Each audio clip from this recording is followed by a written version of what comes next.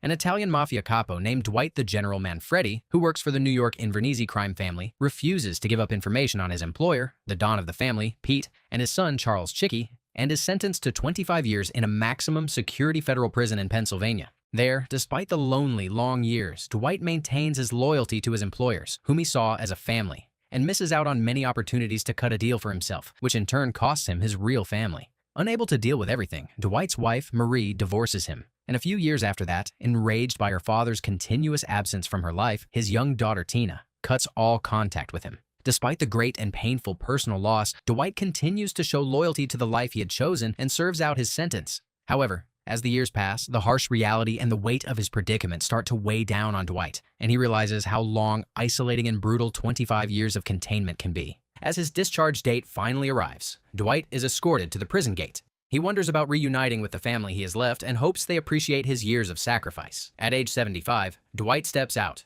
ready to greet his comrades, but finds only a driver waiting.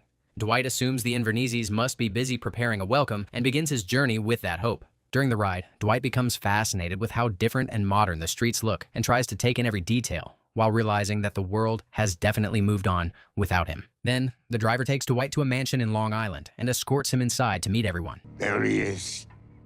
Nice place you got here.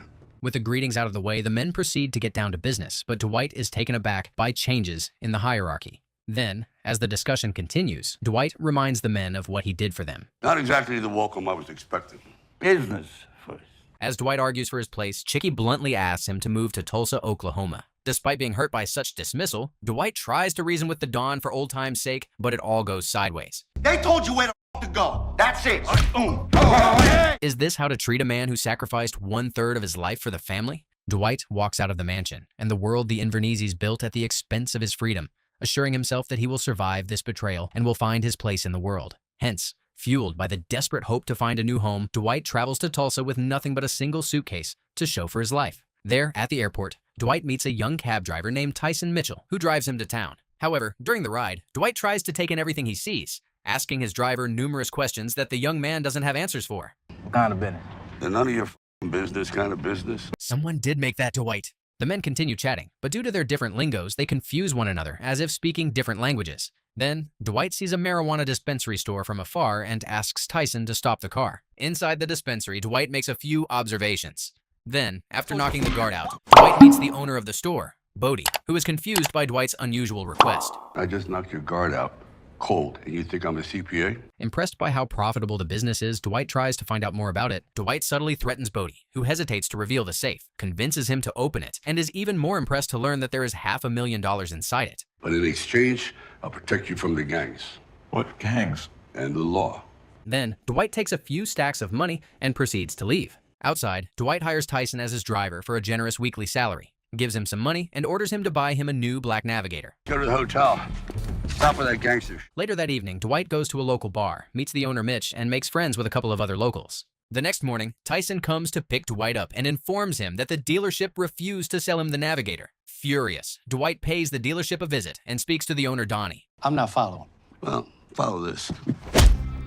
This wasn't necessary. The duo then heads to the weed dispensary, where Dwight gives Bodie a security camera and orders him to install it. He then advises him to launder his money instead of keeping it at the store where the feds can find it. Later, Tyson drives Dwight to the bar. There, Dwight and Mitch get to know each other and realize that they have more in common than they thought. My parents are proud immigrants that named me after the greatest general of the 20th century. Later, Dwight meets an ATF agent named Stacy Beal and has an anonymous one-night stand with her. The next morning, Stacy finds out Dwight's age, freaks out, and leaves. A couple of hours later at work, Stacy gets the shock of her life. Our friends at the FBI have alerted us to a new visitor, the white man Freddy. In just a few days, Dwight manages to find a profitable business prospect, make acquaintances and friendships, and comfortably settle into his exile.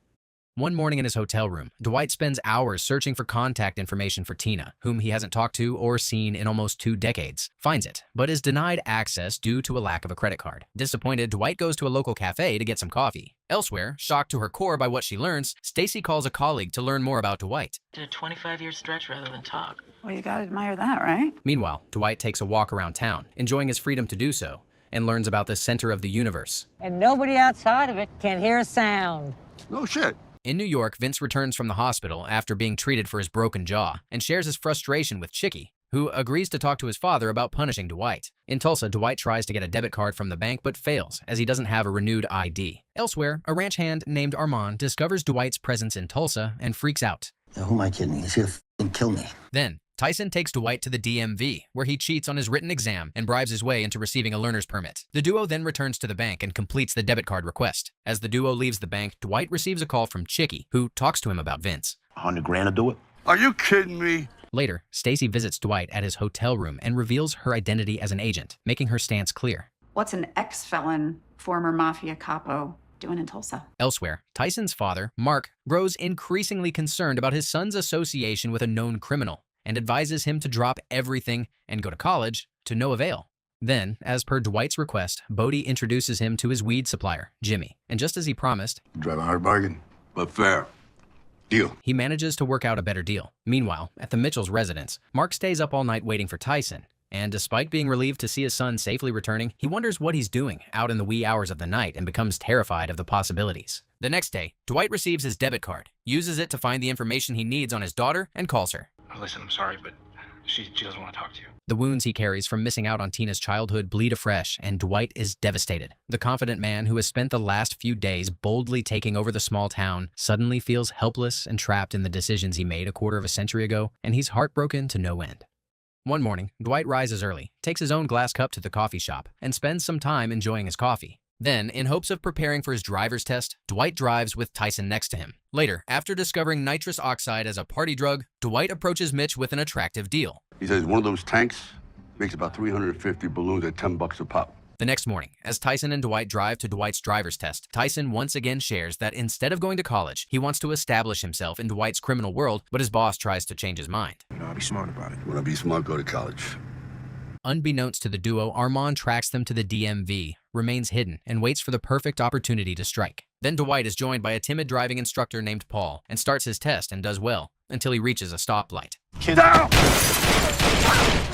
As a bleeding Paul shrieks and whimpers in fear, Dwight reacts instinctively and chases his attacker. After a few minutes of a high-speed chase, Armand manages to get away, leaving Dwight simmering in anger. Then, to the horror of Paul, instead of rushing to the hospital, Dwight uses his blood to write down the make, model, and partial license plate number of his attacker. Moments later, police swarm the area and take Dwight in for questioning. You know we ran your name through the system. And you know I'm a Leo. Later, after learning of the case, Stacy visits Dwight at the station, uses her rank to free him, and the duo has dinner and gets to know each other better before spending the night. The next day, suspecting Vince might have had something to do with the attack, Dwight calls Chicky.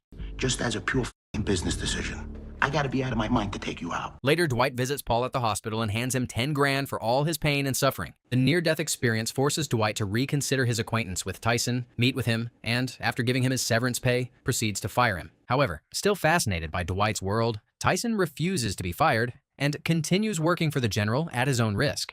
This is your choice. Then, following Paul's tip, Dwight and Tyson find the shooter's car, abandoned and half-torched. Then, after searching it thoroughly, Dwight is led to a local ranch named Fenario, meets the owner, Margaret, and soon identifies the culprit on his own. Dwight follows Armand to his house and prepares to kill him. However, once there, he sees Armand's son running out to meet his father, has a change of heart, and leaves.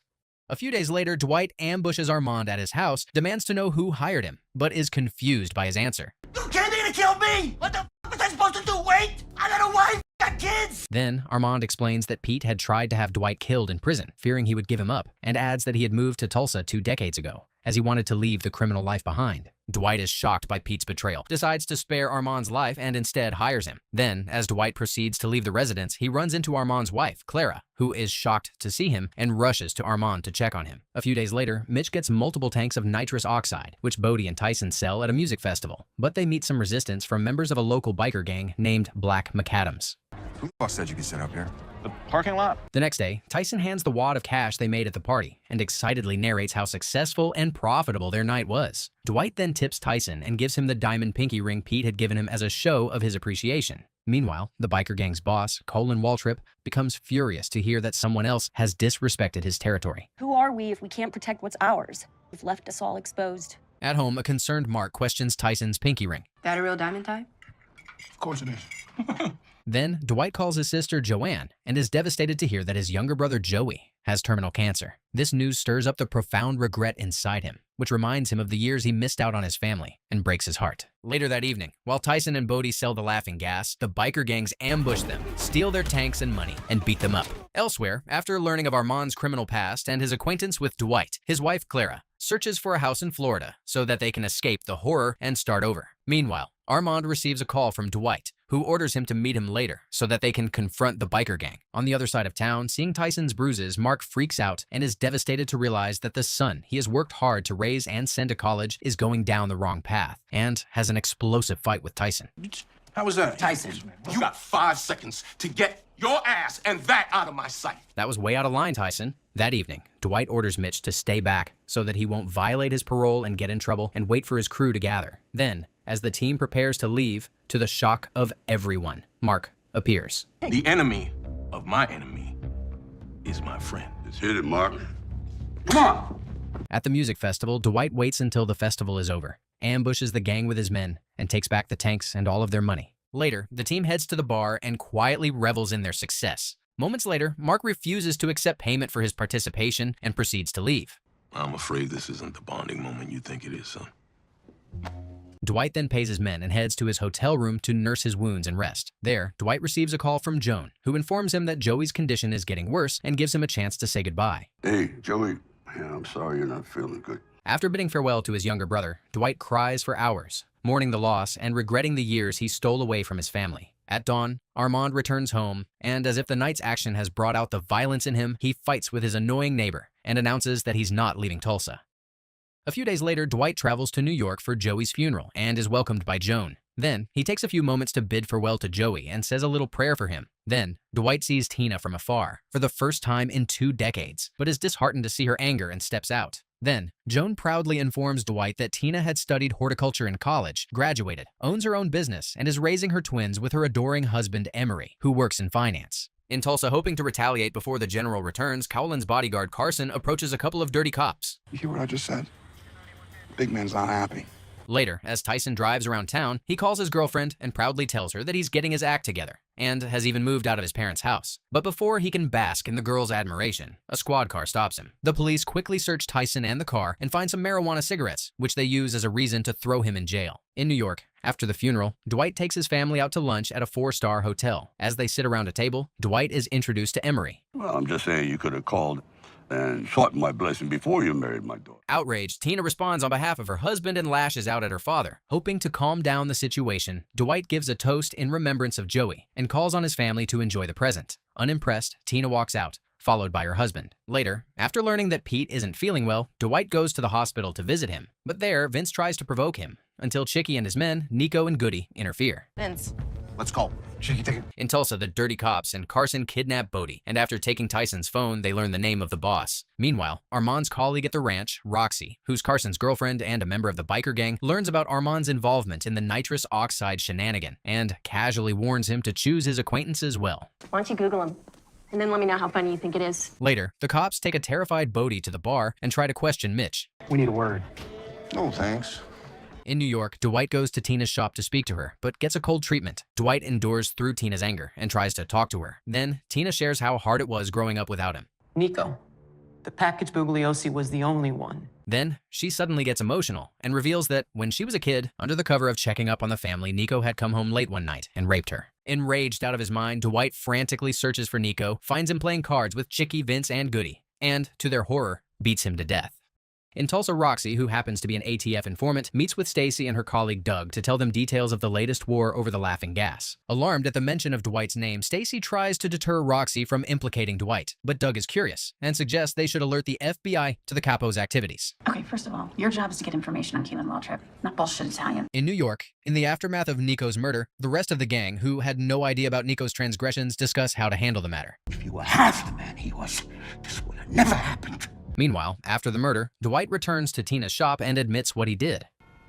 He's gone.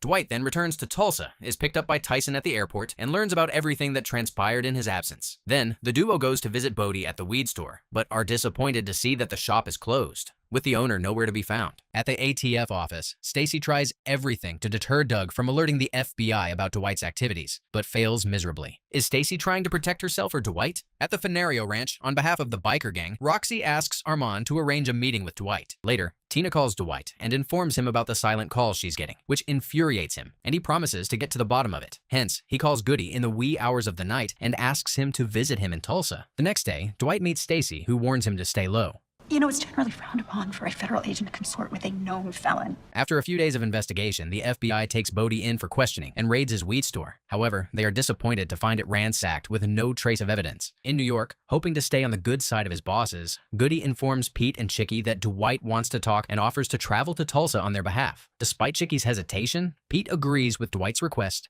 and sends Goody to check on his oldest friend. In Tulsa, Dwight accepts the biker gang's requests and meets with Cowlin and Mitch. You're overplaying your hand. When I play my hand, you won't see it coming. Then, as Dwight's men gather at the bar and discuss how to handle the biker gangs, Bodie returns. Then, to the utter delight of Bodie, Dwight and Mitch reveal that they were the ones who ransacked and robbed his store of the products and money, anticipating an FBI raid, and give him his products back. Hey, don't you fucking kiss me.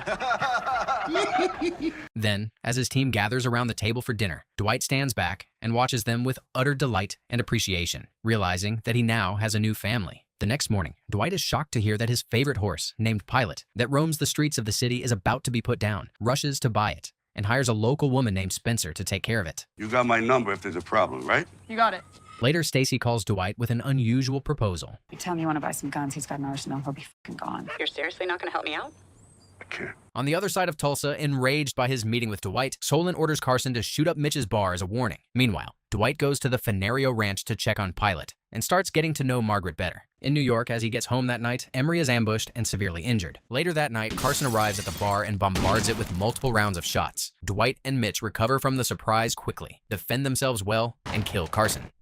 Dwight and Mitch take off Carson's biker jacket and bury the body in the desert. Meanwhile, in New York, Pete has a meeting with his doctor on video call and gets some good news. You do that, then no reason why you shouldn't live another 15 years. Why does Chicky look disappointed to hear that? The next morning, Dwight is informed about Emery's attack, becomes enraged, and asks Tina to move her family to Tulsa so that he can protect them, but fails to convince her. Elsewhere, as Cowlin and his men wonder where Carson is, they receive his jacket in a package and become frustrated. Devastated by the news, Roxy calls Stacy. Then, Armand and Tyson pick Goody up from the train station and bring him to the bar, where Dwight welcomes him with hostile questions about Emery's attack and Nico. I don't know anything about that. You think it's him? Chicky? Why now? Why would he do that? Later, Stacy meets Roxy, comforts her, and asks her to bring her something incriminating on Cowlin so that she can arrest him. Meanwhile, Goody calls his bosses and updates them on all he's learned about Dwight. Still hot about the Nico situation, and now he's riled up with the son-in-law getting attacked. That night, Stacy questions Dwight about Carson's murder. I could arrest you right now, you know that? What are you waiting for? Desperate to avenge her boyfriend's death, Roxy sneaks into Cowlin's office, steals his laptop, and tries to find some incriminating evidence on him. However, Cowlin soon catches her and calmly strangles her to death. The next morning, when Roxy fails to show up to her meeting with Stacy, the agent calls her number. A few days later, Dwight shares a new idea with Bodie, who, after some hesitation, accepts it. A license to launder it, too. There you go. Then Bodie makes a confession, which pleasantly surprises Dwight. Holy shit. That real? In New York, with the tension between him and his father growing, Chicky shares his troubles with a priest at the local church. That night, in New York, while helping his father bathe, Chicky gets into an argument with him. Oh, this white bullshit. Stop the seat. Then, in a horrific twist of events, Chicky drowns his father in the bath and murders him. In Tulsa, after accepting her request for a date, Dwight goes to dinner with Margaret, and the duo gets to know each other better. Meanwhile, in New York, the Invernizzi family gathers around in Pete's house to show their support, and Vince checks on Chicky. Anything I can do? Can help me get this family back on fucking track. The sad news reaches Dwight in Tulsa, and despite all the betrayals and their recent differences, he is heartbroken to lose his oldest friend, whom he had considered a brother. One day, Dwight and Mitch take their reluctant team target shooting so that they can learn to defend themselves well. I had never even held a gun before. I'm trying to save your ass. Meanwhile, an enraged Stacy visits Cowlin at his place and demands to know where Roxy is. Then, Dwight, Bodie, and Mitch meet with Jimmy and finalize their business plan for the casino. In New York, at Pete's funeral reception, Vince and Chicky make plans on how to make a move on the general. The decision's already been made. Thank you. It seems all the codes of honor of the Invernizis have been buried with Pete. In the ATF office, Stacy and Doug meet FBI agents to discuss the recent crime spree. Then, Stacy shares that Kaolin has a large amount of money in a secret account, convinces the FBI to search for it, and uses it to get him off the street. Elsewhere, Tyson collects the last of his stuff from his parents' house and leaves the nest for good. I'm gonna be all right. God bless you, son. On the other side of town, the ATF raids Kaolin's bar but is disappointed to learn that he and his right-hand man, Robbie, are nowhere to be found. But as they continue their investigation, they discover an account with more than $8 million associated with Kaolin. Internet party platforms, crypto, credit cards, real estate. Elsewhere, with the feds closing in on him, Kaolin calls the dirty cops and gives them stern orders. Then, as Tyson drives Dwight, the cops stop them and proceed to arrest Dwight, who quickly puts them in their place. We know where to find you. That goes both ways. The next day, Chicky calls Dwight and, with feigned sincerity, gives him an impassioned speech about moving forward. And the Oscar goes to Chicky and Venezia. Fucking piece of shit. Elsewhere, unable to stand all of Armand's shady actions, Clara confronts her husband and gives him an ultimatum that if he is not willing to leave the criminal life behind and move out of state, she will divorce him. Meanwhile, Stacy meets Dwight in front of his hotel and updates him on the investigation. I finally got the FBI to get off this, so just move on. Then, as the duo discusses this, Kaolin and Robbie show up out of nowhere and start shooting at them. Stacy jumps in front of Dwight, returns fire, and kills Robbie, but she is injured in the process. In 1997 in Brooklyn, Chicky and Vince tie up one of their men named Ripple, suspected of skimming money, to a radiator in an abandoned building and beat him up for his transgressions. Then, while Armand begs them to stop the brutality, Chicky brands Ripple with a potato masher while screaming obscenities. Then, a desperate Armand calls Dwight, details the ordeal, and begs him to come and put a stop to the madness. Dwight rushes over, stops the power-drunk young men, and attempts to free Ripple, to no avail. Unfortunately, soon, the hot potato masher unexpectedly causes a fire, and chaos ensues. Dwight tells everyone to leave and stays behind to free the desperate Ripple. However, he soon realizes that the task is impossible, and, hoping to save Ripple from burning to death, shoots and kills him. Then, as he runs out of the building, he's arrested by the police, soon convicted, and sentenced to 25 years. In the present, the police arrive at the scene, take in a bloody Dwight for questioning, while Stacy is taken to the hospital and rushed into surgery. At the police station, while the FBI questions Dwight about what he knows of the incident, he's rescued by a young real estate lawyer sent by Bodie. Then, concerned about Stacy's well-being, Dwight rushes to the hospital to see her. There, Dwight profusely thanks Stacy for saving his life, and as the duo discusses the ordeal, he learns that Kaolin is a millionaire, and hence can flee the country and set up operations anywhere in the world. Then, as he processes this, he's distressed to learn that Stacy will probably be fired from her job once her acquaintance with him is discovered. Elsewhere, Kaolin gathers his men and prepares them to fight his war. Ours will not stop until we cut him out with them. Then, while the scary security guards Dwight hired lurk around, Dwight, Armand, and Tyson visit the Invernizis at their hotel. You got 3 seconds to make up your mind. Smart. Fucking piece of shit. Dwight then orders his men to escort Chicky and Vince to the airport and walks away. As the tension increases with the biker gang, Dwight gathers his men at the bar, introduces them to Goody, and gives them an impassioned speech. You can't go back once you've started this damn journey. Later, Dwight informs Bodie of Kaolin's account and orders him to steal all of the money. Elsewhere, Mitch and his elderly father discuss Dwight. Seemed like a good man. Straight shooter. Then, Bodie uses his expertise to empty out Kaolin's account, which confuses the FBI and utterly enrages Kaolin. A few days later, hoping to make up for all the trouble he caused her, including the potential loss of her employment, Dwight sends Stacy a flash drive that accesses a $1 million account, along with a thank you note. Later that night, as Dwight and his team hang out at the bar, Kaolin and his men ambush them. As if rehearsed, Dwight and his team react synchronously and take them all out. Then, Dwight kills Kaolin. Still think I overplayed my hand. 3 months later, Tina visits Dwight with her twins, Cody and Ryan, and they all go to the ranch where Dwight introduces Tina to Margaret, while the kids enjoy riding a horse. Tonight is the grand opening or reopening of this nightclub that I'm putting together. As the moment Dwight had dreamed about for decades comes true, he suddenly feels complete, and he rejoices. On Cloud 9, Dwight spends the rest of the day hanging out with Tina and his grandchildren. Ow. Such a wholesome moment. Elsewhere, once she's released from the hospital, in light of her acquaintance with Dwight, Stacy is suspended from work for 6 months. There is one condition, however. That night, at the grand opening of the casino, as the new bar fills up with excited locals, Dwight and his men sit back and enjoy the fruit of their hard work. While Mitch sings with his band, Dwight spends the evening by Tina's side, and later, the duo has a father-daughter dance for the first time ever. Unfortunately, this beautiful moment is interrupted when Dwight is called outside, where Stacy awaits him. This flash drive. Attempted bribery of a federal agent. Tina quickly follows her father outside, sees him getting arrested, and is utterly terrified, as flashbacks of the same event from her childhood flood her. Do you swear or affirm to tell the truth, the whole truth, and nothing but the truth, so help you God? I do. We are acquainted, right, Stacy? Yes, we are. Jury selection begins next Tuesday. I want a jury seated as soon as possible. In jail, Dwight meets a terrified man named Harlan, who shares that he's been charged with an energy scam after he gambled away the $12.5 million grant money he had received from the government for his wind farm. Dwight takes note of this, and seeing how terrified the man is of going to prison, he gives him some advice. You keep eyeballing me, I'll f you up. It's the quiet ones you gotta worry about. You been in prison before? Briefly. In the casino, the team and Tina are devastated by what happened, are confused about how to proceed, and sit around discussing what to do. Luckily, citing that he's the only one who took the same oath as Dwight, back in the day, Goody steps up, appoints Mitch as his underboss, and tries to get things back on track. I ride with the man every day, so who's closer? It's serious? I'm Italian. Then, a couple of days later, Dwight is arraigned, and the prosecutor requests that he remain in custody until the trial. Seeing his whimpering public defender, Dwight dismisses him, represents himself, and assures the court that since he has businesses and ties to the community, he won't skip town. Hence, a $3 million bail is set, which Tina posts. At the ATF, Doug informs Stacy that Dwight is out on bail. I'll have the FBI keep an eye on him. Don't worry about it. Oh, don't worry. In New York, with Dwight setting up an empire elsewhere and now Goody changing sides, rumors start flying around implying a fractured Invernizzi family. Soon, a member of the Invernizzi family named Jerry shares this with Chicky, Vince, and their crew, and they try to strategize a solution. There's chatter about infighting. Questions about what happened to Pete. At the casino, the team welcomes their boss, warmly and excitedly toasts his return. Then, Mitch introduces Dwight to his cousin, Bigfoot. So what's your specialty? Psychology.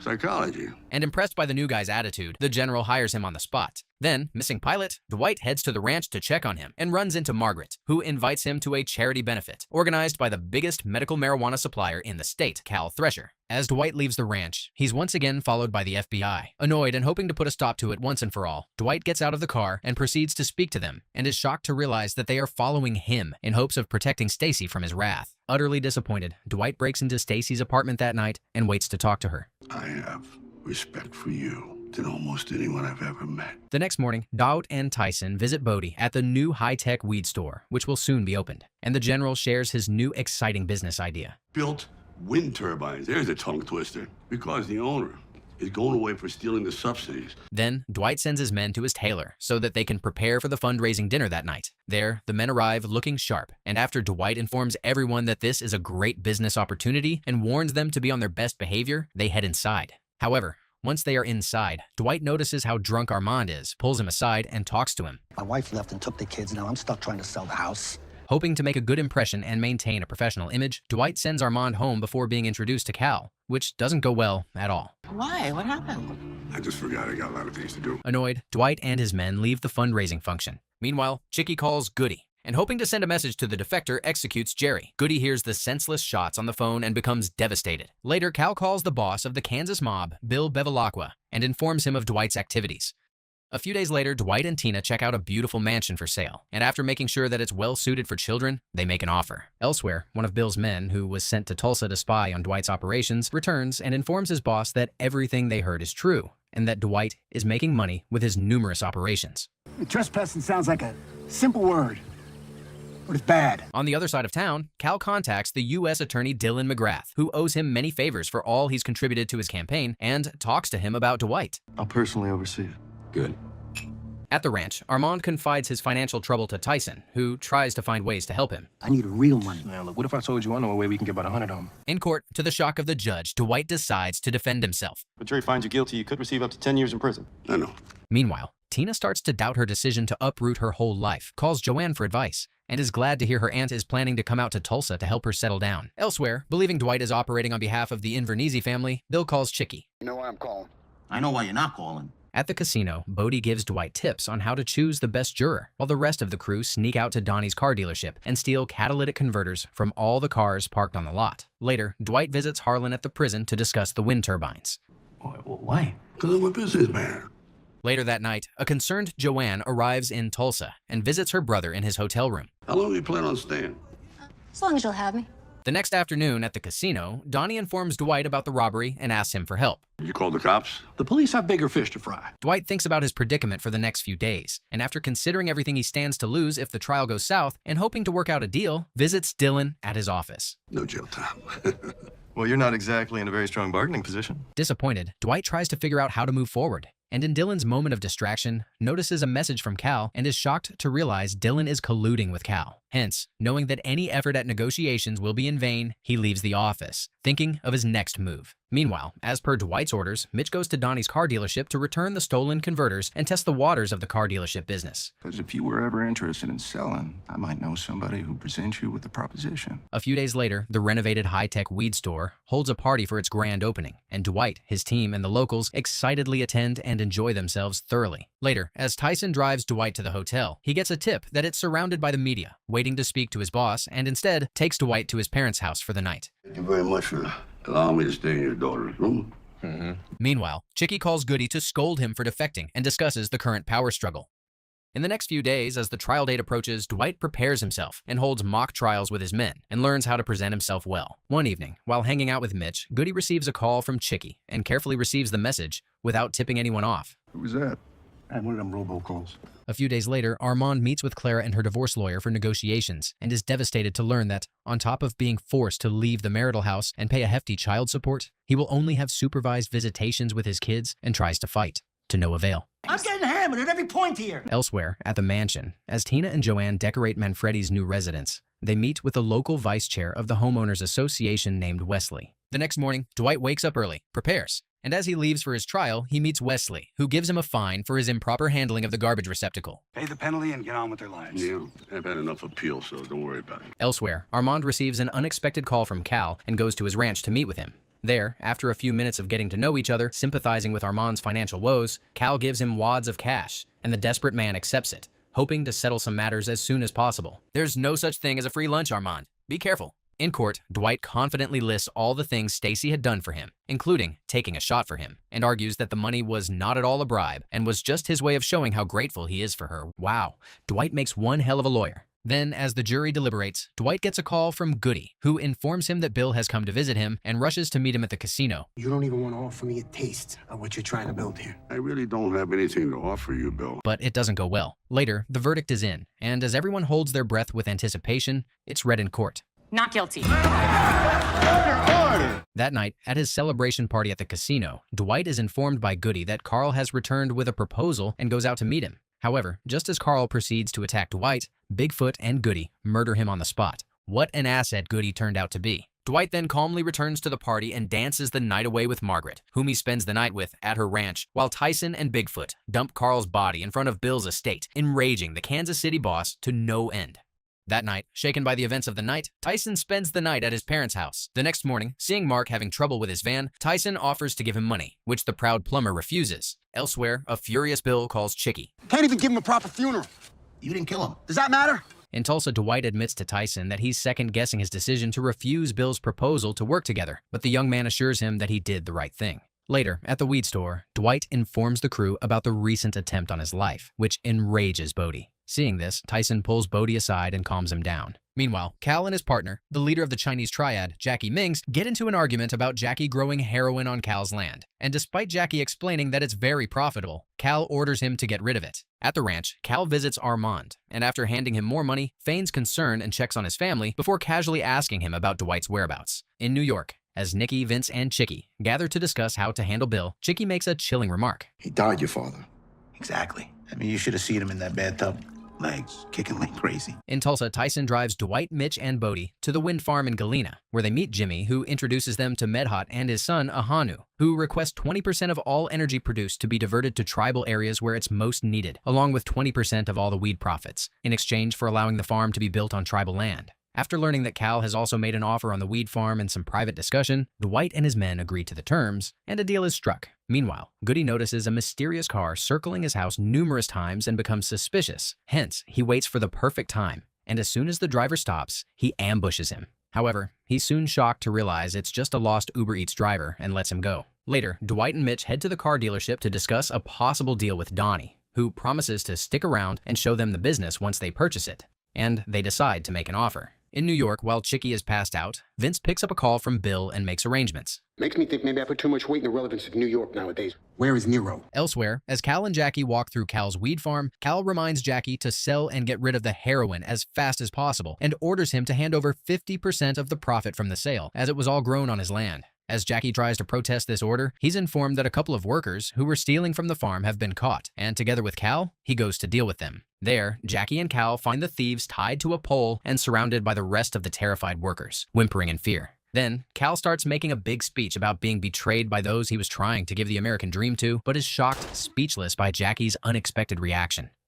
A few days later, Dwight, Tina, and her kids visit a prestigious private school, which Dwight criticizes as he believes it fails to prepare kids for the real world. I'm gonna go wait in the car. Yeah, that's a good idea. Nice meeting you. Meanwhile, with the license approval still pending, Donnie gives Mitch a tour of the dealership and gives him tips on how to run it. One morning in New York, Nikki and Vince discuss Chicky's revelation about his father, which they consider to be a confession, until the boss interrupts them. Vince then calmly suggests a meeting with Bill and Dwight to work something out and find a solution, instead of rotting in the cycle of violence, and Chicky agrees.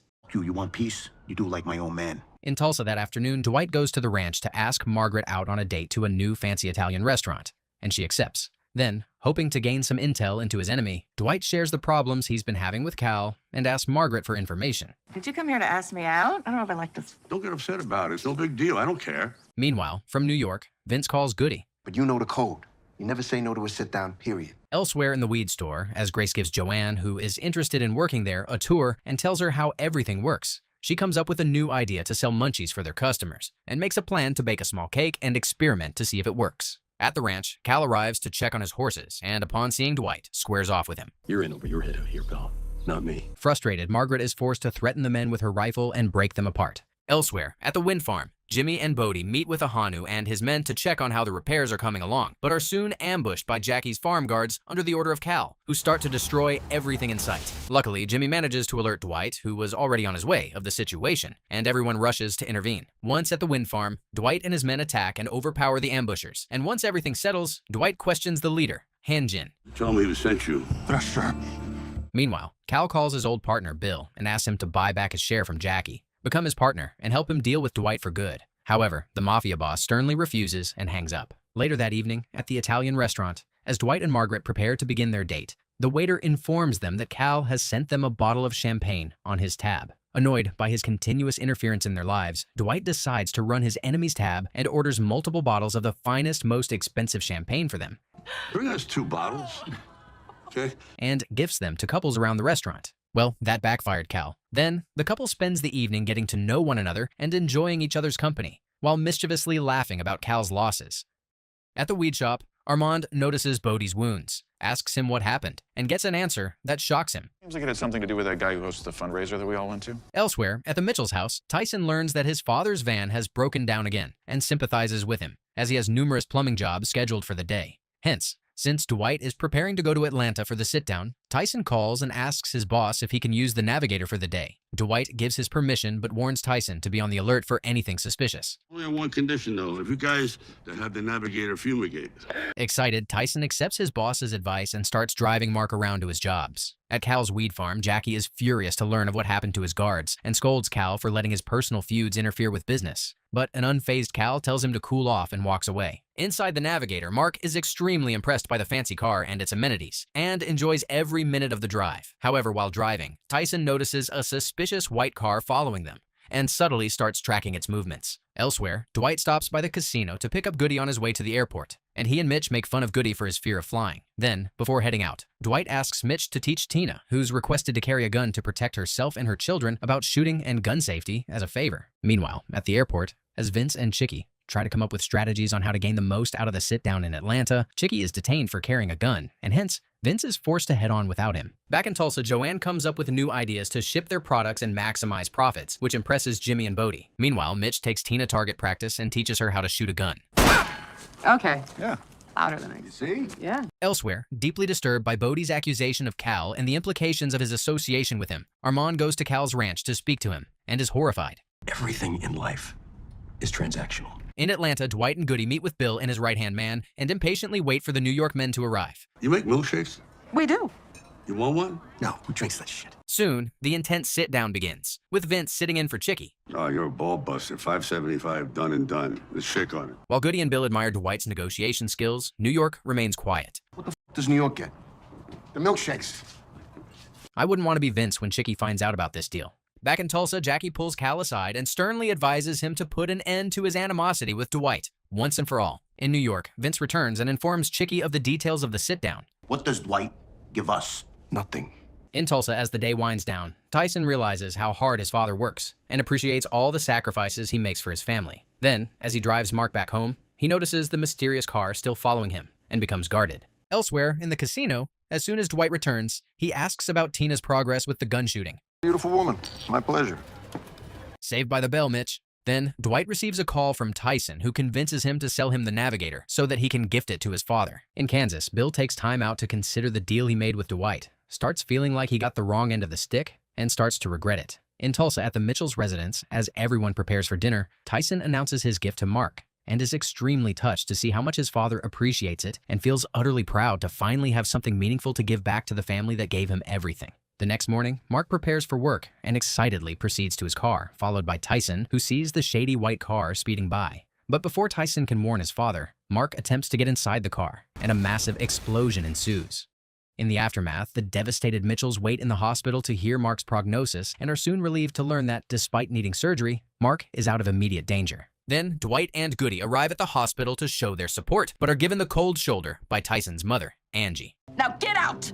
All of you! Elsewhere, the ATF arrives at the explosion site, inspects the evidence, and comes to their own conclusion. Car's registered to Dwight Manfredi.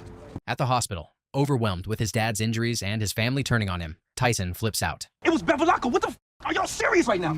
Later, as Dwight returns to his mansion and updates Joanne and Tina about the incident, the FBI pays him a visit to ask him who might want to hurt him. What about it? Just curious if you might know who'd want you dead. After discussing it with his men, Dwight decides to test the New York waters and calls Chicky to see if he was behind the bomb. And once he's satisfied that he didn't know anything about it, he asks to speak to Vince directly, to ask him if he thinks Bill could be responsible. All I know is whoever tried to kill you wasn't us. Unfortunately. Then, determined to find the culprit driving the white shady car, Dwight goes around town following Tyson's and Mark's route from the day before, pays off people to get access to their surveillance cameras, and finds a partial plate on the suspicious car. He then approaches Paul with the information. I need you to find a white Prius. This is absolutely the last time? Sure, of course it is. At the hospital, Tyson goes to visit his father, but a devastated Angie closes Mark's room and shuts him out, which breaks the young man's heart. Elsewhere, Chicky calls Bill to find out if he was the one who planted the bomb and informs him that Dwight is suspicious of him. Anyway, how do I know you didn't do this? Chicky, and you're implicating me and my guys. Then, Dwight pays Armand a visit at the ranch and asks him how close he is to Cal. Did you ever tell him about our turbines? It's possible maybe I inadvertently mentioned it. Then, hoping to keep Margaret safe, Dwight decides to cool down their relationship. In New York, an increasingly concerned Vince holds a discreet meeting with the other mob family representatives. You were smart to go this route by not taking matters into your own hands. In Tulsa, Dwight visits Cal at his weed farm and questions him about the explosion. The bomb that was meant to kill me. You hurt someone else. I don't know what you're talking about. Confused by the accusation, Cal approaches Jackie to find out what he knows and is shocked to realize that he's behind the ordeal. At the casino, seeing how troubled Tyson is, Mitch tries to talk to him. And this might be your last chance to get out of this life. In Kansas, troubled by the rumor that Dwight is suspecting him of the explosion and hoping to figure out how to proceed, Bill gathers his men, who all vote for violent intervention. Take out him and the black kid. That's key also. In Tulsa, Tyson goes to the hospital to apologize to his sleeping father and promises to make it up to him. Elsewhere, Jackie heeds Cal's earlier warning about Dwight getting closer and brings the white car and Hanjin to the farm and plans how to proceed. What about your friend Hanjin? What if Manfredi talks to him?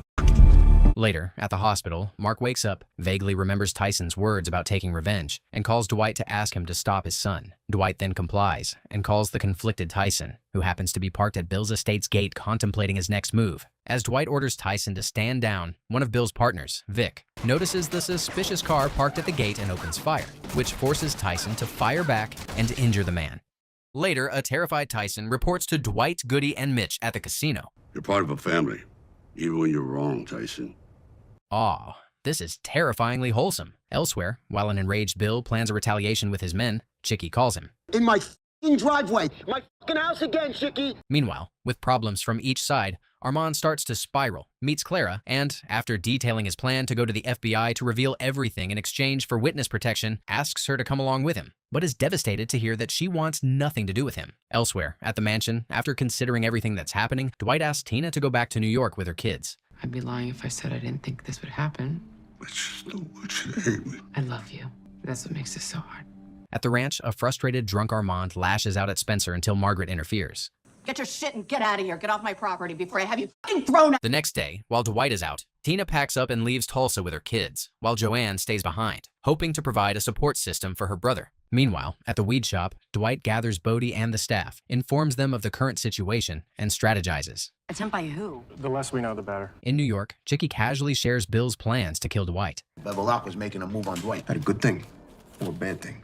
Then, as soon as Chicky steps out, Vince shares his thoughts with the rest and is surprised to learn that they are all on the same page. Everybody knows he's a psycho. The rumors about Pete. I mean, with the other families. If we whack him. In Tulsa, FBI agents pay Dwight a visit at the casino. Bill Bevelak, now that's a mouthful. You've been warned. Appreciate it. Elsewhere, a desperate Armand goes to Cal, informs him that Dwight has figured out that he gave him information, and begs him for help. However, Cal embarrasses Armand and throws him out. Armand then takes time out to call his young son and leaves a loving message of farewell along with a heartfelt apology. Later, at Cal's weed farm, Cal and Jackie go around inspecting the farm until a shocking twist of events. The business will be transferred to my name for the sum of $1,000. In New York, Vince invites Fat Jimmy, the boss of one of the mob families, and prepares to speak to Chicky. I don't know what I think, but I don't like it. Relax, Chicky. Take a seat. Enraged, Chicken spits at the group and storms out. At least they didn't drown you in your own filth to take your position, Chicky. In Tulsa, while Jimmy and Bodie close up the weed shop and leave, they are ambushed by Bill's men, and Jimmy is killed. When the news reaches him, Dwight leaves Goody to guard the casino and rushes to the scene with Mitch and Tyson. In Kansas, a terrified, frantic Cal visits Bill at his ranch and asks him to help him stop Jackie and his men for good. I'm in a fucking war right now because of you. In Tulsa at the casino, a desperate Armand holds Goody at gunpoint and robs a bag full of cash from the back room. The Native American tribe holds a traditional funeral for Jimmy, which Dwight and all of his men attend. Afterwards, Medhot informs Dwight that Jimmy had respected him as a leader and, on behalf of the community, pledges his support in the looming war. On the ride back, Bodie shares that he's having survivor's guilt. Hey, Bodie, he accepted. He was a grown man. With a stolen $500,000, Armand starts driving to Mexico, but feels incredibly conflicted and returns at the last moment. Meanwhile, an angry Dwight sends his men to search for Armand. In New York, Vince calls Chicky to discuss a way forward. Get Dwight back into the fold. You guys are ready to take care of that to sit down? In Kansas, Bill meets with his partners to discuss the latest developments and how to handle the tension with Dwight. Maybe I call a truce. Isn't it a little too late for that, Bill? In Tulsa, Cal rushes to the ranch to inform Margaret that Jackie has gone rogue and reminds her that her business will also be affected. Including my ranch? Yeah, I'm sorry, Margaret. You. Then, a frantic Margaret rushes to the casino and, after explaining that Cal and Jackie own 49% of her ranch and Jackie is threatening to take it all, begs Dwight to agree to the sit-down. In New York, as ordered, Chicky tries to buy plane tickets to head to Tulsa, but is informed that, due to his recent incident, he's on the no-fly list. In Tulsa, Dwight, Cal, and Bill have a sit-down to discuss their common psychopathic enemy, Jackie. It was Ming. Ming, your partner. Meanwhile, a desperate Armand approaches Jackie, shares all his troubles, and asks for help. Taking the boat out was simple. I know every inch of that place. That night, Armand, who's familiar with the ranch setup, leads Jackie and his men to the compound, and they proceed inside. However, just as they get into the house, they are ambushed and massacred by the Indians, Bill, Dwight, and their men, who have been lying in wait. Then, later, Dwight explains to the group that Armand had come to see him earlier and devised this plan. Say it again. It's never too late. Now we're gonna talk, and you're gonna make her right. Bigfoot buries Jackie in the stables, and everything falls silent as peace is restored in the society. Elsewhere, Chicky takes the train and travels to Tulsa. Later, once everything settles and the dust calms down, Dwight returns to bed with Margaret. A couple of days later, Dwight visits Cal's 18,000-acre weed farm. I'm not here to negotiate. I'm taking all of this. Without much resistance, Cal accepts the deal and walks away. Elsewhere, Mitch finalizes the deal and buys Donnie's car dealership. I never once thought I'd sell 352 cars in one day. Unexpectedly, Vince calls Dwight to update him on the new leadership change in the Invernizzi family and gives him a heads up about Chicky and his journey to Tulsa. Whatever happens, hope together we can move forward. A few days later, once everything calms down, Bill visits Dwight at his casino and asks to discuss business. What's my deal? Oh, you want to cut yourself in? Elsewhere, Chicky arrives in Tulsa, rushes to the weed shop, demands to speak to Dwight, and terrifies everyone. Hearing this, Dwight abandons his responsibilities and rushes over to the shop.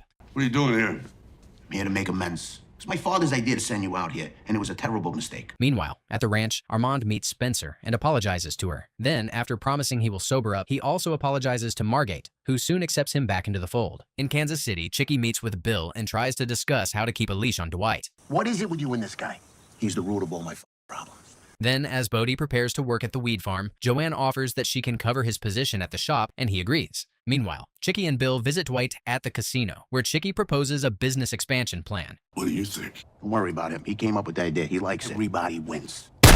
In the shocking aftermath, Dwight stands over the body of the man that he saw grow up and takes a moment thinking it didn't have to be like this, and justifies it as he remembers Chicky had tried to kill him every single chance he got. Dazed in thought, Dwight orders Bigfoot to clean up and moves on. That evening, once everything is taken care of, Dwight and his men sit back and relax at the casino and watch Mitch's advertisement for his new car dealership. After everyone congratulates their friend for his feat, Dwight gives a speech. Legit, and you do not have to look over your shoulder anymore. After all is said and done, Dwight manages and joyously watches on as the group cheerfully interacts and is happy. However, this peaceful bliss never lasts long, and while Margaret and Dwight sleep in Margaret's bed, masked men come out of nowhere and abduct Dwight. You work for us now. Do well for you. Let's get down to business. What size area do you need the explosion to encompass? Jeremiah Dunmire. Dunmire. When's he gonna be ready? It'll be ready when it's ready. I'll call you. After a few minutes of driving, Dwight finds himself in a cold interrogation room and soon meets FBI agent John Musso, who reveals that Ripple was his informant on the Invernizzi family and snaps at him for ruining years of a well-built case by killing him. Confused as to why he's being lectured about a past crime he's already paid for, in the middle of the night, Dwight demands to know what's going on and is shocked to learn that the agent knows every detail of his operation in Tulsa, including all the murders, from the biker gangs to Chicky. Cornered, Dwight tries to process everything, but soon his predicament gets worse. You would have no problem doing these things for us. As a shocked Dwight tries to assess the severity of the situation in his mind, the agent makes his stance clear. So when I call, you answer.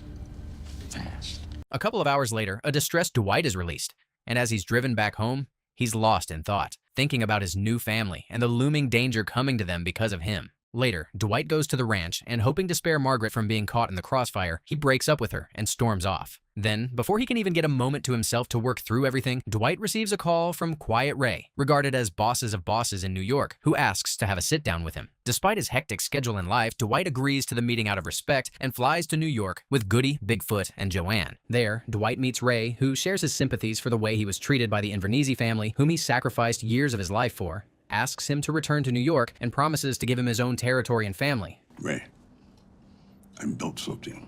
Something good, strong, something I'm proud of. It's all a little too late now, Quiet Ray. In Tulsa one morning in the auto shop, Mitch is surprised to see his ex-girlfriend, Cleo Montague, and warmly greets her. Then, as the duo catches up, Cleo shares that her father, Theodore, and his renowned distillery are going under, and she is back in town to help him sell it so that he can pay off his debts. Cleo then shares her frustration that, despite her best efforts to get her dad the best deal, he has agreed to sell the distillery to a local rival named Jeremiah Dunmire, who has twisted Theodore's arm and gotten a gentleman's agreement. After hanging out for a few minutes, Cleo gives Mitch a bottle of her father's bourbon and leaves. Meanwhile, Dwight returns to Tulsa and heads straight to the casino to get his mind off things. Moments later, Margaret joins him at his table and assures him that she wants to continue seeing him, despite the risks. Later, Mitch meets Dwight at the casino, and after revealing how much he hates his job at the car dealership, he shares about the bankrupt legendary distillery. Then, to make sure Dwight understands the quality, Mitch gives him a taste of the bourbon, which impresses the general. Hence, Dwight gets on board with Mitch's idea of buying the distillery. Later, Dwight orders Bodie to deliver some cash to Bill's men with Grace and Tyson. BPDHI reluctantly agrees, muttering to himself and questioning why they are still doing business with Jimmy's killers. The next day, accepting Chloe's invitation, Mitch heads to a yard sale at the Montague estate with Dwight, Goody, and Bigfoot. There, Dwight finds his way inside, meets Theodore in his office, and makes an offer to pay twice as much as the Dunmires for the distillery. However, Theodore reveals that he had already given Jeremiah a binding handshake and hence can't renege on the deal. Outside, Cole confronts Mitch. Let's cut the shit already. Easy, hero.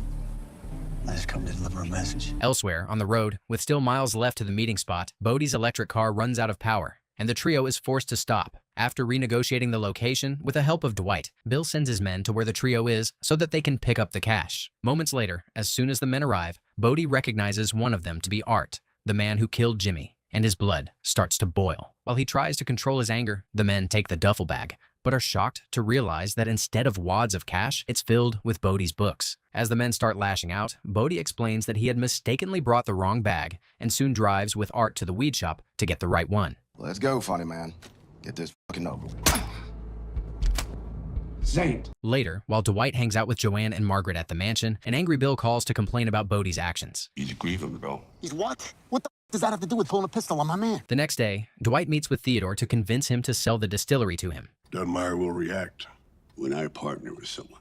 Their enemy is my enemy. Later, John calls Dwight and gives him a heads up. Been spending a lot of time with Montague lately. You want to tell me about that? Meanwhile, having heard of Theodore's agreement with Dwight, Jeremiah goes to talk to his old rival at his mansion. It was a bad deal, Jeremiah.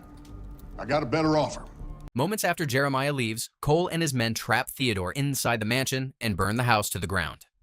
In the aftermath, Dwight and his men go out to the burned-down mansion, are shocked by the extent of the damage, and wonder what kind of psychopath can sentence a man to burn to death. Later at the funeral reception, a frustrated Goody informs Dwight that Armand has been oversharing in his AA meetings and has now disappeared. Dwight calms Goody down and advises him to keep searching for him. Moments later, the Dunmires arrive and Jeremiah faces off with Dwight. It hurts just to burn your finger. Imagine your whole body. Then, Dwight flatly declines Jeremiah's offer to give him 3 times what he paid for the distillery. On the other side of the room, seeing Cole and knowing that he had a hand in her father's death, Cleo lashes out at him until Mitch intervenes. Later, at home, Dwight and Joanne, who have spent hours going through the distillery's books, try to figure out why a distillery with such a quality product hadn't turned a profit in a decade and went bankrupt, to no avail. And we build our own distillery. No, there's no way. That afternoon, Dwight and his men go to the Montagues' burned estate and meet Cleo. Cleo, can I ask you to, dig down memory-wise? Cleo leads the group to a crypt filled with 50-year-old vintage bourbon, which is worth $150 million, and this impresses everyone. She then leads them to the old, broken-down distillery and explains that Jeremiah had sabotaged their business by threatening all the local distributors not to distribute their product, and adds that the crooked man has the whole town in his pocket, from officials to local thugs. Elsewhere, Goody attends the AA meeting but fails to locate Armand. Meanwhile, as per his team's suggestion, Tyson asks his dad to restore the bottling system in the distillery, but fails to convince him. I think you should do it. It means you can keep an eye on it. Yes, ma'am. Then, Dwight, Mitch, and Bigfoot approach a local distributor named Walden. My shelves are full, top and bottom. Bigfoot, come here. You still like that psychology stuff? I do. Give it a shot. That evening, Cole visits Cleo at the distillery and tries to profess his feelings for her and proposes that they can ride off into the sunset once the current head of the family passes on. When this fails to impress her, Cole changes his tone, threatens to take everything from her, and storms off. The next day, Bill and his men arrive at the distillery, where Bill lashes out at Dwight. Trust you? I trust you like I trust a rattlesnake. A snake? Dwight dismisses this and, together with Joanne, attempts to negotiate a deal. It's too much. You're pushing it. Oh, yeah? Bill walks away frustrated, trying to consider all of his options, and is relieved to receive a call from Vince, who's now working in a pizza parlor, and vents his frustration. Then, after hearing the financial woes of the Inverneses, Bill promises to keep him apprised of any business opportunities. Moments later, following his wife's suggestion, Mark arrives at the distillery to help out. On the other side of the building, despite agreeing to a truce with Ray, Bodie shares his plans of mirroring Ray's phone and cyber-spying on him with Grace. Then, after Mark fixes the bottling system, the group spends the rest of the day repairing, cleaning, and preparing the distillery, finally getting it up and running. They then start bottling the 50-year-old rare bourbon. Later, Dwight invites Cal to the distillery. I'm running because I want to help the good people of Oklahoma. From a criminal to running for governor? Who could have predicted that? In the wee hours of the night, in Mitch's house, where Cleo is staying, Cole and his men ambush the couple. Luckily, despite the surprise attack, Mitch manages to fight them off with the help of Cleo. Meanwhile, Jeremiah visits Dwight at the casino. Why don't we have a seat so I can tell you all the reasons I dislike you? Later that night, as Spencer completes her bartending shift and leaves the casino, she's attacked by a drunk man. Seeing this from afar, Cole jumps in and rescues her, and Spencer profusely thanks him. The next morning, sensing the growing tension around them, Dwight gathers his men for a pep talk. We got to know what the enemy is capable of. You have to know the enemy. Then, before Dwight can settle into work, he gets a call from John. Give you an address. Go to it. I'll have a car pick you up there. With Joanne at the helm, Dwight leaves the distillery, follows the orders, finds a self-driving car waiting for him, and has an uncomfortable ride on his way to meet John. Meanwhile, at the distillery, Tyson insists on doing some recon on Cole and is joined by a reluctant Grace and Bodie as he sets out. Meanwhile, Dwight and John start the long drive to Texas, discussing the mission of the trip. I got files on everyone in your crew. Then, as John continues speeding, the duo is stopped by a local police officer, and Dwight uses his charm to avoid a ticket. In Tulsa, Tyson, Grace, and Bodie follow Cole around town and are shocked to find him hosting a senior bingo game. Elsewhere, at the distillery, Clara comes and demands to speak to Dwight. Dwight didn't do anything. We've been looking for him, too. Yeah, I bet you have. In Texas, Dwight introduces himself to Dexter. Learn who I am. Look up Dwight and Freddy.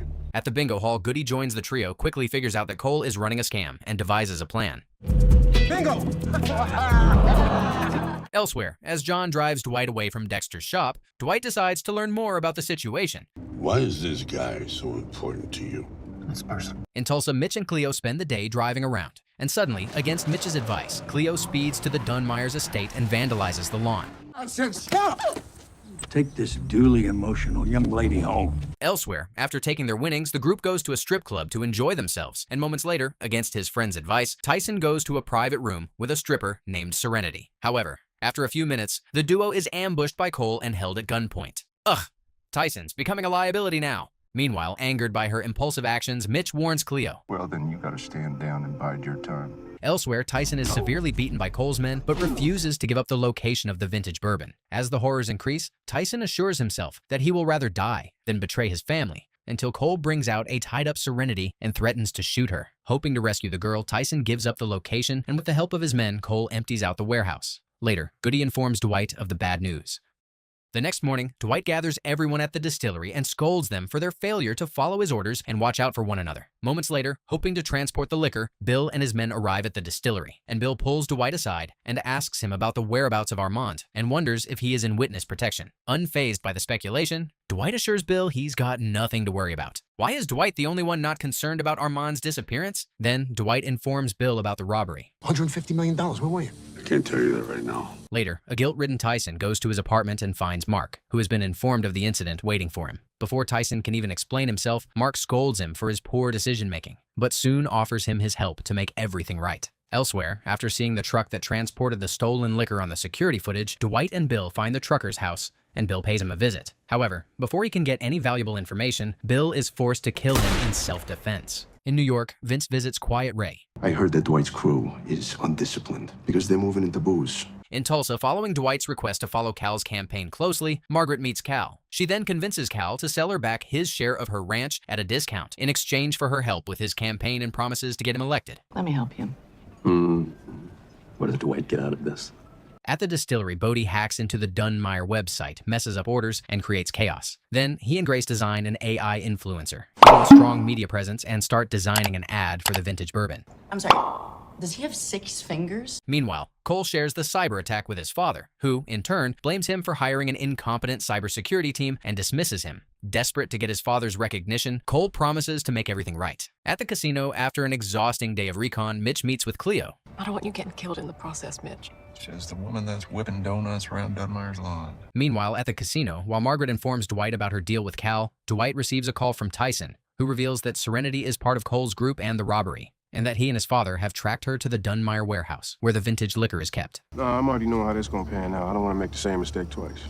Dwight's team and Bill rush to the warehouse, where they manage to hold Cole hostage and force Jeremiah to give them the bourbon in exchange for his son's safe return. They then drive away with the liquor. Did Jeremiah hesitate? Does he value the bourbon more than Cole? Later, while Bill drives home, he receives a call from Quiet Ray. A couple of days later, on the day of the vintage bourbon launch, Dwight's team works hard preparing the distillery and preparing to welcome notable people in the liquor industry. Elsewhere, Bill lashes out at Vince over the phone. He's a curious man. Quiet Ray should call Dwight. Okay? That's the right thing to do. Hoping to crush his rival's progress once and for all, Jeremiah invites Attorney General Sackrider and reminds him of how much he owes him. I need something accomplished. Tell me. Meanwhile, an excited Dwight arrives at the distillery and appreciates all the preparation for the launch party. However, moments later, Bill arrives, relays his conversation with Quiet Ray, and asks Dwight to take action. However, Dwight shrugs everything off as if he had been expecting it and promises to deal with the matter after the all-important launch. Then, despite wanting to postpone, Dwight is forced to see Dexter, who asks for a meeting and heads to the casino. There, Dwight reluctantly reveals that his target is Jeremiah and pays the advance before Dexter leaves, promising to inform him once everything is ready. Later, at the distillery, as the party starts, on the Attorney General's orders, a health inspector named Leary arrives, demands to do a full inspection, and goes into the barrel room. Will be reported to. Meanwhile, at the party, Chloe gives a speech on behalf of her family and invites all the guests to enjoy the high-quality bourbon. Then, as the guests start to enjoy themselves, Dwight returns and is deeply warmed to see the great turnout. But before he can fully enjoy the success of the night, the party is ambushed by frustrated Dunn-Meyers, who break and destroy everything, including one of the barrels containing the vintage bourbon. Seeing this side of Cole, Spencer, who has started dating him, becomes furious and starts to doubt her relationship. Dwight and his crew are absolutely gutted by the incident and are even more worried that it will end up tarnishing their brand's reputation. Everyone should go home, get some sleep, Then, Dwight heads home, hoping to get some time to himself to think over everything and find a possible solution. And as he stays up into the late hours of the night doing so, he's surprised to get a visit from Bill, who doesn't like some of Dwight's shady movements of the day. What are you saying? I'm a rat? So what you're saying? Then, Bill storms out and starts driving home. However, a few minutes later, he's ambushed and kidnapped by masked gunmen. The next morning, having overheard her brother's conversation with Bill, Joanne asks what's going on. He thinks that I'm ratting him out to the feds. At the distillery, as planned, Bodie alerts the police to Leary's body in the barrel room, hoping the death will be ruled a workplace accident. If it's any consolation, it's all for a good cause. Later, while the distillery is sealed off pending the results of the investigation, Dwight gathers his crew and announces that they should steal the locked-up cases of bourbon and use his connection to sell them off, and details that once the saga is over, they will work towards distributing at a national level. Then, Goody alerts Dwight that Bill is missing. Wife said when he called, was headed to you. Then, sure, he had something to do with Bill's disappearance. Dwight calls Quiet Ray. Vacation is recommended. Where? A place we both know. Elsewhere, Dwight's crew steals cases of bourbon, divided into 2 teams of 2, Grace and Bodie, and Mitch and Cleo, and starts driving it across state borders for a drop-off. At the Dunmyers estate, Jeremiah meets with the Attorney General and gives him a piece of his mind. We managed to put a GPS tracker on the outside of his vehicle last night. Then, Jeremiah gives Cole an order. If you want to make me proud, then you gotta finish this, once and for all. Then, using the tracking device, the Attorney General put on Dwight's car. Cole tracks Dwight and sends his men after him. Elsewhere, Bill finds himself in an empty, cold room. On their journey to Arkansas, Dwight and Tyson notice Cole's men following them and set them up, while Cole helplessly watches from afar. Man down on the job, pal. You'll never get a raise like that. Elsewhere, Mitch and Cleo are stopped by a dirty cop. Desperate to give his father some good news, Cole calls Jeremiah and tells him his feat with the couple. You need to find Manfredi and end him. Ugh, can Cole ever do right by his father? In Arkansas, Dwight, Tyson, and Bigfoot check into their room and prepare for the sit-down. So where the meeting at? Downstairs. Elsewhere, despite being handcuffed, Mitch and Cleo attack and overpower the police, free themselves, and flee. In Arkansas, Dwight and Quiet Ray meet, and just as they begin their discussion, Dwight is annoyed to see Vince and learns that he now works for Quiet Ray. Dwight brushes this aside and tries to talk to the boss about Bill, but Quiet Ray is annoyed to be accused of the kidnapping, flips out, and demands 80% of Dwight's liquor profits. Outraged, Dwight begins to challenge Quiet Ray, but is soon interrupted by Bigfoot, who spots Cole and his men preparing to shoot and screams for everyone to get down, while he, Tyson, and Quiet Ray's men respond and neutralize the threat. Quiet Ray then realizes what's happening and accuses Dwight of trying to kill him. Later, on his way back from the failed sit-down, They found Armin. Hung himself in some flophouse. Dwight receives shocking news from Goody. The next morning, an angry Quiet Ray calls Dwight. What do you want from me anyway? I want to finish the business we started. Dwight manages to convince the boss that the hit was meant for him, puts off their negotiations, and boldly asks Quiet Ray for help. All right. I'll help you. Later, Dwight visits the Attorney General in his office. To restore my sister's liquor license. It's time for you to leave, sir. Disappointed by the failed meeting, Dwight calls Margaret and asks for her help. Hence, Margaret goes out to lunch with Sackrider's wife, Anna, and learns the Attorney General's weaknesses. Elsewhere, Spencer reluctantly meets with Cole and scolds him for putting her in a difficult position with her team by destroying the distillery. Cole admits that his need for his father's approval always gets him to do the wrong things, apologizes, and shares that he doesn't want to lose her. At the casino, Tyson tries to come up with ways to become an earner, and with Goody's and Spencer's help, devises a plan to pose as cops and rob frat houses of drugs and sell them elsewhere at a profit. Hence, the trio goes to Spencer's college, scopes out a frat house, and Goody and Tyson pose as officers and confiscate all of their drugs and money. Listen up, face. You don't want to end up in jail.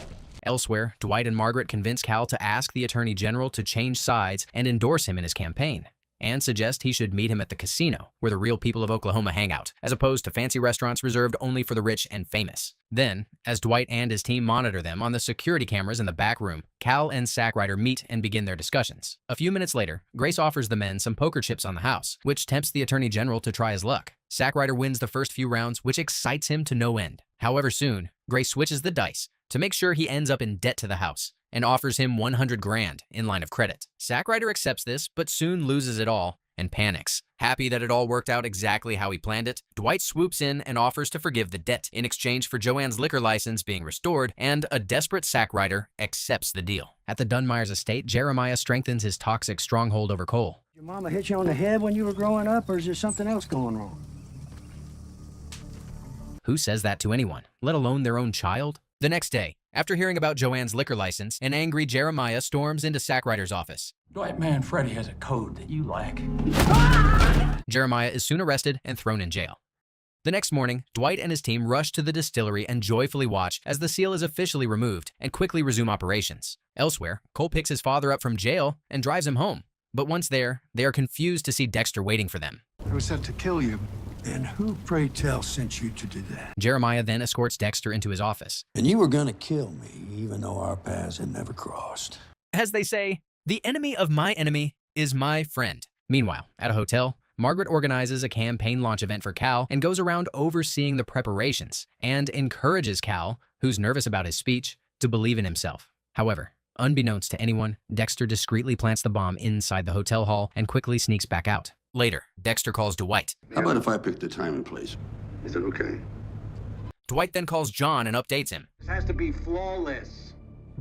It will be. Elsewhere, looking for a venue to throw a party and sell their products, Tyson and Spencer approach Bodie. And we gonna need a venue, man. We need a venue. Meanwhile, Dwight meets with John and informs him that he has figured out that he's the one who imprisoned Bill and tries to free his partner. However, John explains that Bill will ruin his operation and decides to keep him in custody until everything is finished. Then, as John and Dwight go to the meeting spot, Dwight offers to take justice into his own hands and give Dexter what he deserves for all his brutal crimes. But despite being swayed, John refuses and decides to do things by the book. Once there, the duo prepares to start the operation. You guys inside? Right 15 minutes ago. Dwight enters the warehouse cautiously and finds Dexter waiting for him with a gun. Soon, Mitch and Bigfoot appear out of nowhere, overpower the terrorist, and the trio kidnaps and takes him to the crypt. Elsewhere, at the hotel, acknowledging all of Margaret's help and efforts and hoping he will win the election, Cal invites her to join his administration. Later, at the weed shop, Spencer and Tyson throw a successful party and manage to go through their ecstasy inventory quickly. Then, as they enjoy their success, Cole rushes in and tells Spencer about the bomb at the hotel. At the crypt, Dwight forces Dexter to confess to all of his crimes and name his associates on tape. And just as he's about to let him be, he receives a call from Tyson, informing him about the bomb. A frantic Dwight calls John. Did you put a bomb at the Grand Hotel? Dwight then locks Dexter in a casket and, with 10 minutes left on the clock, speeds off to the hotel with Mitch and Bigfoot. On the drive, hoping to warn them, Dwight tries to call both Margaret and Cal, but is frustrated when he fails to get through. John and the bomb squad also rush to the scene, and together with Dwight and his men, evacuate everyone from the hotel. Then, only seconds later, the bomb explodes and destroys everything. In the aftermath, John approaches Dwight. Maybe tomorrow. It's been a long night. The audacity of Agent John Musso. In New York, Quiet Ray meets with an assassin named Russell Lee. You know Tulsa? Yeah, what about it? You know Dwight Manfredi? In Tulsa, John visits Dwight the next morning and demands to have Dexter's confession tape. I want a federal liquor license. Are you serious? In town, following the restoration of Joanne's license, Dwight makes deals with the local distributors. Soon, the Montague bourbon starts to fly off the shelf, while the Dunmeyers lose their deals and their product is returned. One afternoon at the casino, Tyson proudly kicks up money to Dwight from his and Spencer's lucrative new business. Moments later, Russell walks into the casino, warmly greets Dwight, and catches up with him. Are you gonna make me ask you? Why are you in Tulsa? Elsewhere, at the weed shop, Tyson asks for help in getting more ecstasy from Bodie, who agrees to make it for him. Later, Russell receives a call from Quiet Ray demanding to hear a progress report on the mission, but Russell boldly declines the job. At the Dunmeyers' estate, shocked by what he hears, Cole informs his father that their brand is being dropped by local distributors. Hearing this, Jeremiah freaks out and lashes out at his son. Meanwhile, at the casino, Mitch shares intel with Dwight. Yeah, indeed of me, huh? Staying at the Masters Inn off Route 44. In the wee hours of the night, while Dwight stays up at his mansion thinking about everything, Russell visits him, and the duo hangs out. Let's go have a little meet and greet. That's the Lee I know. Dwight and Russell then head to the motel, surveil it for a couple of hours, and murder the two men they believe were sent to assassinate them. On the other side of town, Tyson and Spencer crash a party and start selling their products, until they are caught by the security and are thrown out. Elsewhere, at the distillery, while working late, Joanne is kidnapped by Jeremiah's men.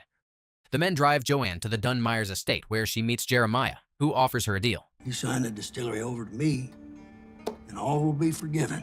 Elsewhere, at Dwight's mansion, Dwight and Margaret wake up early. And as they each prepare for their day, they discuss how the polls have changed for Cal since the explosion. Then, after escorting Margaret out, Dwight heads in to wake Joanne up, but is shocked to see that she's nowhere to be found. Soon, the crew finds out about Joanne's disappearance and frantically searches for her everywhere, to no avail. A couple of hours later, Dwight gets a call from Jeremiah. Leonard Bourbon, Mr. Manfredi. What's more important to you? Then, after hanging up the phone, Jeremiah pressures Joanne. That was your brother that created the situation that caused that, man. At the Dunmyers' estate, Cole attempts to speak to his father, but is held off by Jeremiah's men, who tell him that he's in an important meeting. Then, he waits around until Jeremiah leaves his office, heads inside, is shocked to see a tied-up Joanne, and discreetly offers her some water. Then, knowing how stubborn his father could be and desperate to end the violence for good, Cole suggests to Joanne that it would be better if Dwight just left the liquor business to them and focused on his other business, but soon learns that, after everything that already transpired, that's just wishful thinking. Then, Cole goes to the weed shop and, with the help of Spencer, convinces the crew to arrange a meeting with Dwight. Meanwhile, Mitch contacts an old acquaintance who supplies the team with various untraceable weapons for the looming war. Later that evening, Russell arrives at the casino, learns the situation, and vows his alliance and support to his old friend. Then, as the men and Grace sit around a table discussing possible solutions, to the shock of everyone, Spencer escorts Cole in. Put the gun down, put the gun down. What do you mean, put it away? This fucker tried to kill me. Finally, Cole's standing up for himself. Judging the situation from a neutral standpoint, Russell announces that Cole seems genuine enough in his intention to atone for everything and convinces Dwight to give him a shot. And Margaret in the hotel explosion. He was the one that warned us. Then, the crew spends the next few hours strategizing their move, and as they prepare to head out, Dwight approaches Goody. I need you to stick around. Something happens to me. Who's gonna run this joint? There, Dwight and his crew throw a surprise attack, and, using grenades, light up the estate like a Christmas tree. Then, using the ensuing chaos, the crew enters the mansion, and, after killing all the guards, frees Joanne. Then, after ordering everyone to head back to the car, Dwight chases Jeremiah around the premises, catches him, and brutally beats him up. Dwight then ties Jeremiah up and, just like Jeremiah had done to Theodore, burns him alive. Then, Dwight and his crew gather around at the casino and celebrate their feat over a few drinks. Russell thanks everyone for their hospitality and acknowledges Dwight for everything he's done for him, and sets off to his hometown, New Orleans. Then, as Mitch enjoys himself with Cleo, Dwight asks him to grace them with a song, and he takes to the stage. Then, as the crew relaxes to the tunes, Dwight sees John arrive and goes to meet him. That is a federal basic permit label. Finally, feeling at peace, Dwight returns to his table and continues to enjoy the night with Margaret and his crew.